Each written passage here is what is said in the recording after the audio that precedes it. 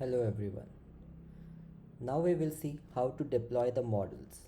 So the models which shows up in the model repo in Sparkflows can be deployed.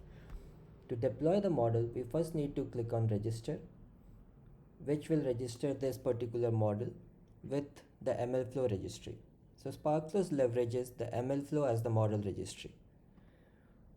Once the model is registered, it can be deployed to the target environment. Here we will deploy the model encapsulated in Docker container to AWS SageMaker.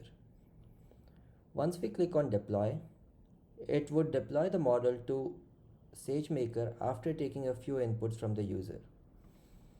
So it asks for an application name, the instance type on which it should be deployed, and the image name or the base image name which it should use for deployment of the model.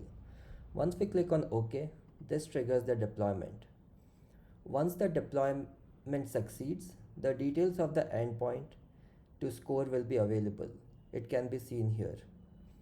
The models can be used to perform either batch scoring or real-time scoring. One can also promote the model to different environments like the development, QA, test, production, and so on. And if the model is no longer needed, it can also be undeployed via one click. Next, we will look into the model monitoring dashboard. All the models which are deployed can be monitored via the model monitoring dashboard, which can be accessed by clicking on the deployed models. So these are the models which we see here are deployed. The models which are deployed can be monitored for drift, latency, and other metrics using the single view from this particular model monitoring dashboard.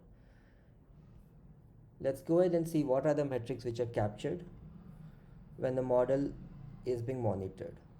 So it captures the prediction over time, it captures the scoring latency over time, it captures the prediction of row count, how many rows were scored over a period of time, and it also computes the drift.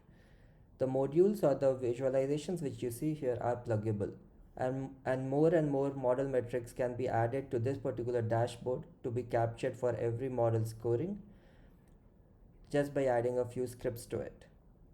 Thank you.